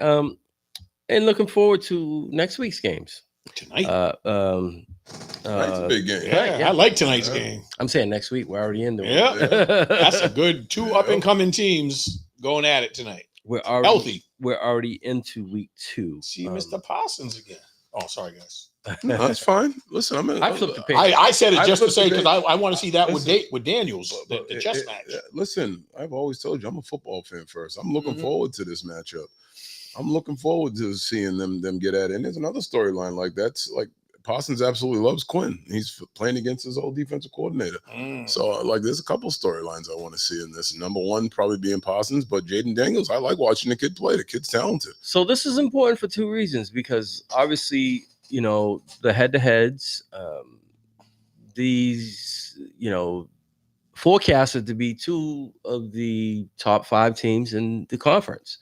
So to get a 1-up on somebody, they're both 1-0. To get a 1-up on somebody in the conference is huge. Yeah. Listen, we all know you have to take care of home, which is in the division, but it comes to the point where you got to take care of the conference too. Absolutely. You got to take care of the conference because let's face it. One of the tiebreakers. There you go. Oh, yeah. I was getting to it. Oh, yeah. You go inside the division, then the conference record. You know what I'm saying? Yep. So you have to that's a factor. You have to take care of that. And it's going to be interesting just for that fact alone. Just the fact alone that I'm sure Green Bay's feeling a certain way. Like, listen, we were supposed to be the team, and you guys came out of nowhere, like shot out of a cannon. You kind of took our shine, and we want it back. Yeah. You know what I'm saying? There was no announcement for Washington. They just showed up to the party and kicked the door down. They sure did. They kicked the door down. Sure all right. did. It's been a gradual process with Green Bay.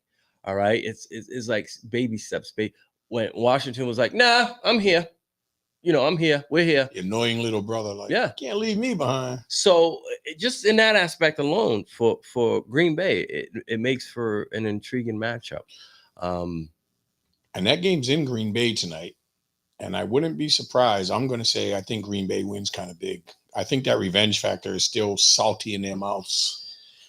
Yeah, this is the thing with me. I think being home and still riding off that emotional high with Micah. I mean, you're just rolling over from one week to the next. Mhm. You know what I'm saying?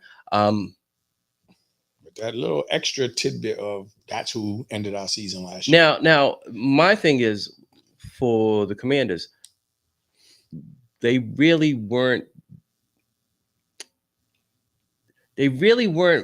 battle tested last year because they were the beneficiaries of a really easy schedule. A good important game this early in the season. What can you do? How do you respond? How do you respond? A lot of people say, "Oh, well, they went to Detroit and they handled business," but this is different. Oh yeah, This is different. No one really expected anything from you last year. You were a double-digit underdog when you went into Detroit last year. All right, you are the runner-up in the conference. All right, so the gambling, the ways of looking at it have changed. So like Steve said, the whole revenge factor, like, yeah, you were where we were supposed to be. Yep. We want it now. Took our shine. Yep. We want it, and we want it now. Absolutely. So and how will they respond? How will they respond? How will they respond when if the Packers come down and they do what they did last week against Detroit, make it look real easy and score? Yeah. And Washington's defense didn't get a lot better this year. No. They added one or two decent pieces, but they didn't drastically improve. No, they I mean, I was some numbers. I was tuned into the game against the Giants. The Giants just don't have, outside of neighbors that don't have playmakers. Inconsistency in the running game, inconsistency in a lot of areas, and being able to get the ball downfield. I did like watching their defense, though. Their defense had some energy. Yeah, the defense is their one shining moment. Somebody better help them out on offense. Yeah. How many times are you going to run on? How many times are you going to get? Is the defense going to run on after 3 and done, and walk past these guys? But always get your bitch asses, put some points on the board. Yeah. You know what I'm saying? It's going to come down to that. But yeah, it's going to be interesting to see tonight. I'm just going to sit and observe and watch how they, if they're able to rise to where they need to be. This is an early test for them. It's an early test for them. I think it's more of a bigger game for them than it is Green Bay. Because are you going to be able? Was it a fluke? Yeah, that's the whole. Was it a fluke last year? Proving grounds right now. Do we belong? So I know who we'll be rooting for tonight. It might be the only thing we agree on this week, but we don't want to see a division guy get another good win. I'll be rooting for the Commanders tonight. I just think the Packers looked that good, and they got incentive to punch them in the mouth tonight at home because of what happened last year in the playoffs. I got the Packers on my card, so I say the Packers are going to win by double digits. They're going to win by 10 in my division. So you got the opposite argument. I got the opposite argument, but at the end of the day, I really don't even care because I don't have any expectations for the Cowboys. I just mainly want to see a good game. I want to see them get after it. I think it's going to be a good game. I think it's going to be a good game too because Washington's not a pushover. Washington's a well-coached team. I really do, and they got some talent on their side of both sides of the ball. So we'll see. End up being it's definitely going to be one of the top 3 games of the week. The other one I'm curious about is the rematch of the Super Bowl, but absolutely Sunday afternoon. Yeah, isn't there another battle like history this week?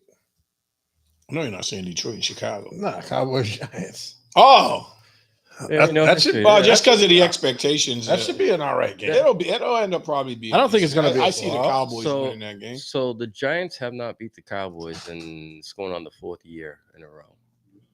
The last time Dak Prescott lost to the Giants was his rookie year, I believe. But I still think it's going to be a decent game. He lost twice that year. If you look at it, Dak has. He owns the NFC. He owns the NFC. Great. He has almost an 800 winning percentage. So against the NFC. But it would. We'll see. Like it's a rivalry game. Yeah, absolutely. Where is it? It's in New York. It's in Dallas. No, I expect so. If I'm the Cowboys, I come out and the one thing I could say that I liked in their play calling was they were balanced. They were very Yeah, balanced. they were.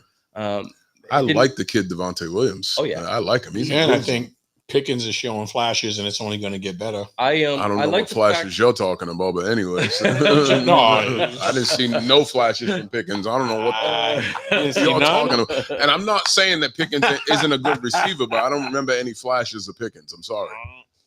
Yeah, no, he didn't. And that's didn't do not anything- he that's didn't not do- even his fault. Like, you know what I'm saying? I'm not even saying he did something wrong, but I just didn't. I think they didn't go Didn't to see him as enough. often as they could have, but You're right. You're right. Yeah, you're right. Mhm. You're right. but I don't know. Maybe it was toward the end. I remember him making a nice catch. He made a And, catch or two, but nothing real memorable. Yeah, no. The jury's still out. It's just a wait and see game. If I'm the Cowboys, I think they need to stay the course, and continue to show, patience in the running game. I like the way the tough running inside, something that they didn't have for the last 2 years. They didn't. I like that, and obviously, if they can hold serve on the offensive line against a very good front four with the Giants, then it'll be competitive. If you can't hold serve and Dak is under fire, then it might be a long day. Might be a long day. A lot of talent on that I defense. mean, I touched upon this when we did it game day last Thursday. They're gonna go with as so goes their offensive line, and I seen some good things. Yeah. I really did. Like for a Did you team like that video I sent you? yeah, that was fun. I had seen that earlier, but it was funny. So in that game, you think I wasn't done yet. You think I wasn't done. I don't remember. So, anyways, You like think, I was you saying, think Diggs stays on Neighbors? no, I don't think they're gonna shadow Neighbors. I really don't. I really He'll don't. stay with a plan. Listen, Neighbors is a beast. He yeah. is. Listen, I'm not taking that away from him. Neighbors is good. It's going to be interesting to see, because of the fact that it's week 1 and they're already calling for Russell Wilson, already calling for his job already. I didn't need week 1 to see that. I was calling for it before. I really did. They're already calling for they already want to see Dart in there. You know what? I said this. I said just hold off till like week 5.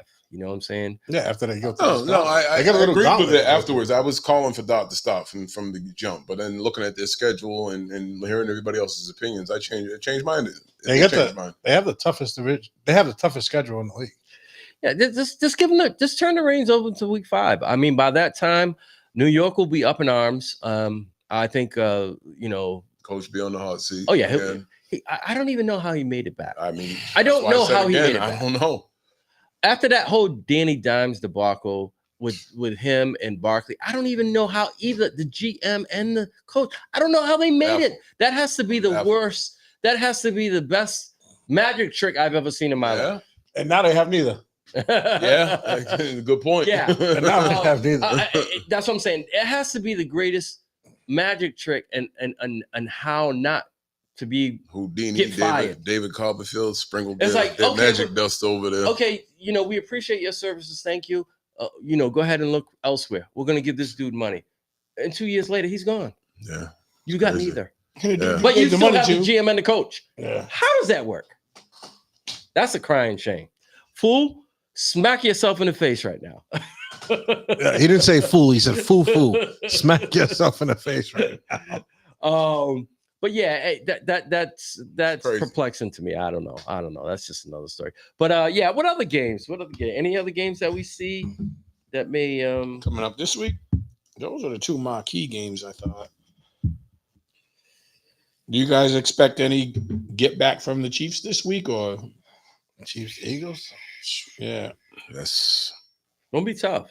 it's gonna be tough. because they got straight out embarrassed in the Super Bowl. They so sure did. They got a lot to try to regain. What do you think about that Broncos Colts game? Could be more interesting than people think. I know it could be low key. Yeah. It could be low key one of the surprise With games. with who? Danny Dimes at quarterback? Danny Brian Dimes. just talking about him. Everybody leaves the Giants and gets better. I'm not gonna playing against the Broncos. I'm not gonna go all hands on deck with him. The game I think has a chance to be sneaky good is the first Monday night game, Tampa Bay and the Texans. I'm going with the rivalry game. Browns and Ravens. You think that's gonna be a good game? Yeah, I do. Cleveland's defense. It's in Baltimore. It's a division game. Baltimore better stand up. Baltimore's going to want to come out strong this week. I want to see Baltimore with their rebounders. Like, you know, so what's your comeback? Like, you know what I'm saying? You had a game in hand. You know, top what? You say he's the second best running back in the league, third behind Saquon, and you drop the ball at a point like that. He holds the ball. It's a different game. Yeah, like it's a real different game. And now you're looking like you're running the AFC early on. Like, you know what I'm saying? You beat probably one of your bigger rivals in the AFC this year, besides like the Chiefs, and I can't even think of anybody else. The Chiefs, Ravens, and Bills. That's it. The Bills. Like, they're the top three teams in my eyes. Even after the Chiefs lost, they're still there. They still got Patrick Mahomes. They still have some pieces they need to put together, but I want to see what they do to rebound. You know? What do we so looking at the local team, looking at the Patriots, they play what, the Dolphins? They're playing the Dolphins. Yeah. Too sorry for him. in Miami. In Miami, what are we expecting in that game? A whole lot of shit. We're expect another blowout if things don't go Tyreek Hill's way. If he's even playing, is he? Have they ruled on anything? No. They're investigating. They're investigating the claims. Yeah, you know what's crazy? Like I said it in the beginning, I don't expect much out of Miami. Conversely, I think that the Pats. When does the cornerback come back? What's his name? Gonzalez. He's day to day. He's day to day. I think once he comes back in, I think defensively they get a whole lot better because he's going to lock down that side. Period. Yeah, it's a different animal. It's a different animal. Yeah, but when you don't have to roll coverage to somebody, man over the top, it's zones. Yes, it's a total different coverage. I mean, just the Dion effect, right? Yeah, just take that whole side and just forget about it. Now you can do things on that other side that are just like absolutely priceless. Yeah. That are priceless. He was on the sideline today at practice. So I think when he comes back, I think he'd have to play. He'd have to practice tomorrow to have a chance to play. I think that he'll have a profound effect on the defense. The question is their offense. Their offense. Now, we often joked last year, right? How you want to know how bad the Patriots are? Fantasy football. Just go to the bottom of the positional players and you find all the Patriots down there, right? Has it really gotten that much better? I'm curious to see what Mr. Diggs is going to add to the offense. If he keeps his head in the game, and we know their rookie running back showing some signs, but they didn't improve enough on offense. Their offensive line is still only one guy deep. You know what? I think they upgraded from last year, and that's not, making a huge splash, but they still need to go further. They need more playmakers. Yep. When I say playmakers, I'm talking about guys who could, at any given time go and make it. You look at Diggs, right? And I don't even know if you can call him a game breaker anymore. He didn't do it last year. He's going to a less talented team with a less talented quarterback, with less weapons. So if anything, teams are going to be looking at him saying, "Let's lock him down."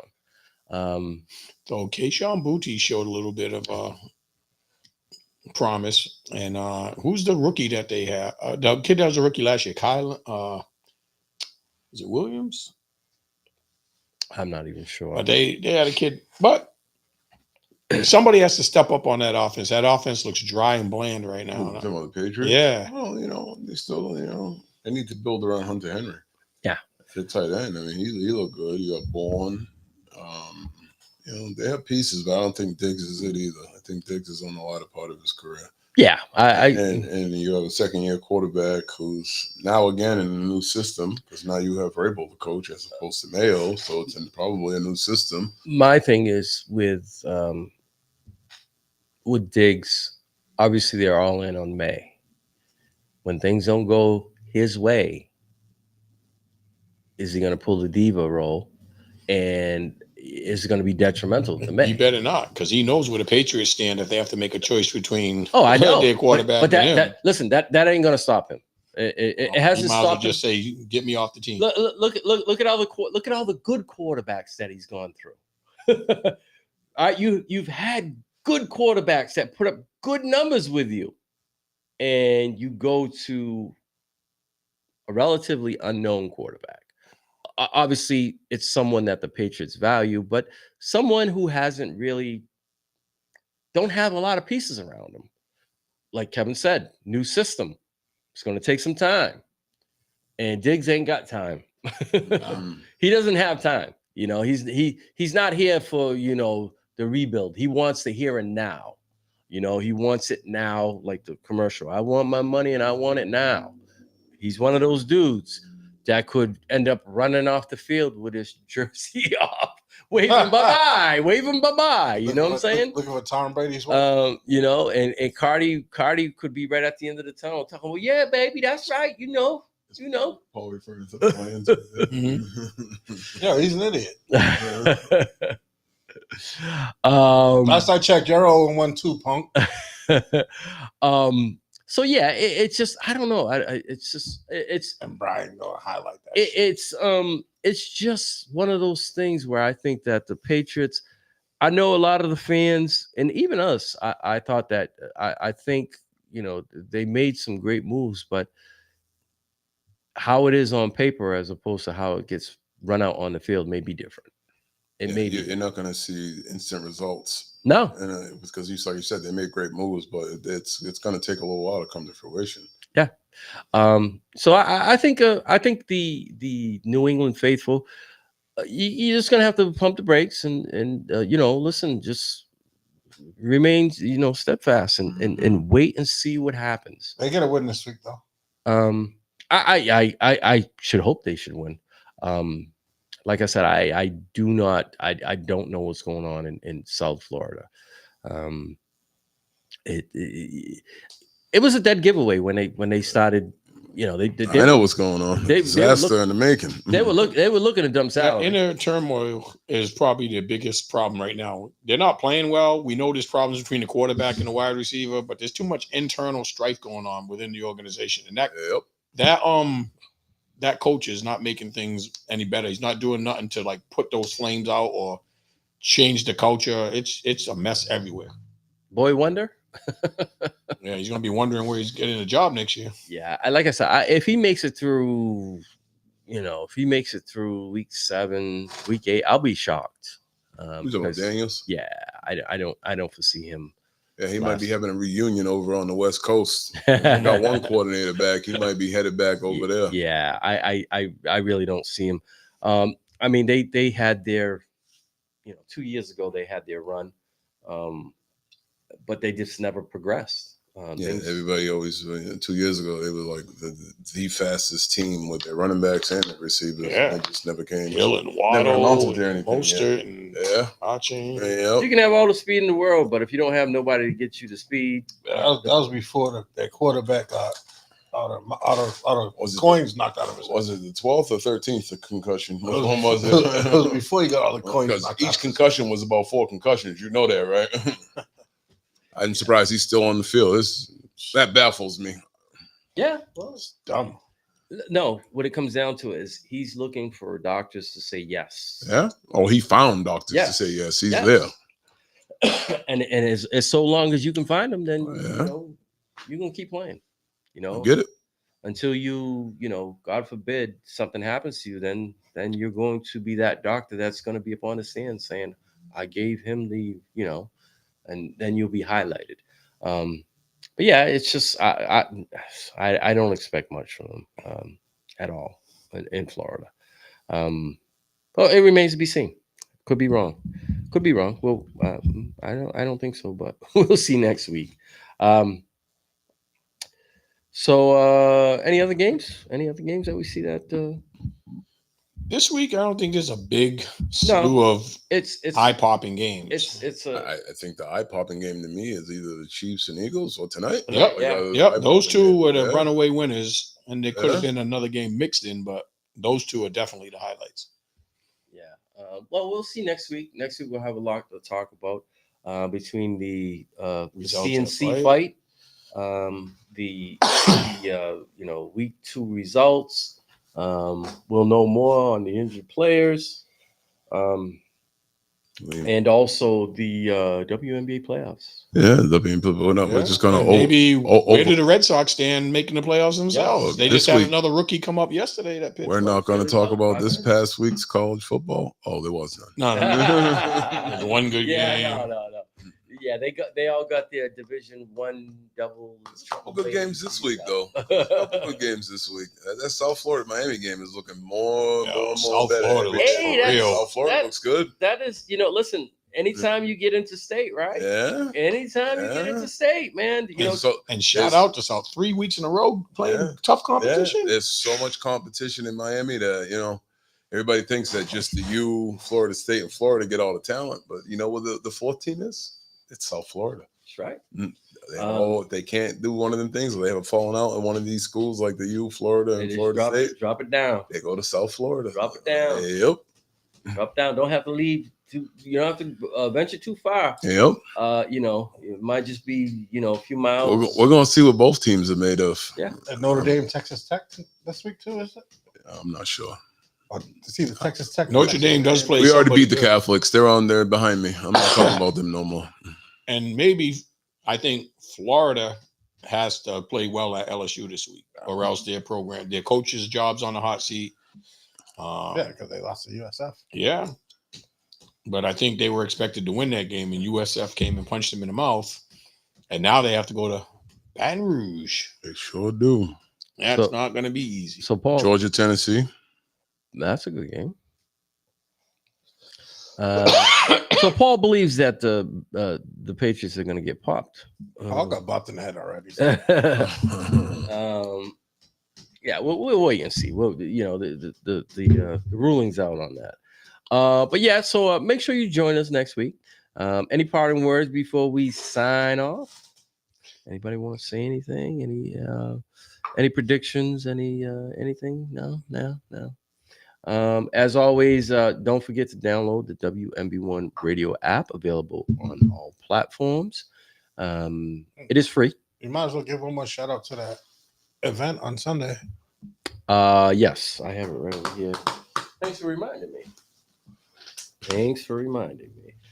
So as you know, we've had a number of guests on our show, high-profile guests, in the way of Lamont White, Ray Mercer. They're all going to be here in town this upcoming Sunday at a martial arts workshop, a Gathering of Styles. They're going to be some of them aren't directly involved in the martial arts. Some of them are. Some of them are just going to give their input on what it takes to be a high-profile athlete, the training, the mental part, all of it. But there's going to be meet and greets, demos, the whole thing. It's taking place this Sunday, September 14th, from 9 to 5 at the Seaport Inn Marina, located on 110 Middle Street in Fairhaven. Doors open at 9 in the morning, and it goes all the way to 5. It's a 9 to 5 thing. They're going to have lunch and everything. So grab your tickets. You can contact Eric Caldera at 631-455-8007. Once again, contact Eric at 631-455-8007. It'll be happening this upcoming Sunday. We're also going to have local boxes. Both Ray Oliveira and Jason Pyers are going to be in the building. So yeah, come on down, check it out. And show some love and support, because it's all for a great cause. It's all for charity. All right. So yeah, come on down and check it out. That's a martial arts worship Gathering of Styles this Sunday at the Seaport Inn and Marina, and we will be there in effect too. interviewing all these great athletes and martial artists as well. So be looking forward to that to be to show on our Straight to the Point Sports site, and then some. All right. Well, with that being said, we're gonna sign off, and we shall be back next week, next Thursday, right here, same place, same time, different attitudes, different attitudes. Hopefully, there won't be just one undefeated guy team. standing with one win. Hopefully, there'll be more, but that's what makes the fun of it. Yeah, like 2 of like 32 undefeated. If you're like in that top echelon, then you can brag. There are Tough one. 16 other 1-0. Tough one against Atlanta this week. So He was 5-0 last year too. Yeah. And you guys had 2 good coordinators last year too. You were Things have 5-0. changed. Here we go. Here we Things go. have Hotting changed. shots. We don't even have to say Yeah. bye. You can just see what's going to come down And next week. And you got a bum ass quarterback. All right. So we'll continue this next week. Until next week, people. Tap in next week. Straight to the point Peace. sports. We're out. Peace. Ladies and gentlemen, may I have your attention, please? Yo, what's up? Baby, let's go. Old school R&B, hip hop, reggae, sports, talk shows, and a whole lot more. You're listening to the internet's hottest new radio station, WNV1 Radio, New Bedford, Massachusetts, home of the legendary Tavares and just a collection of some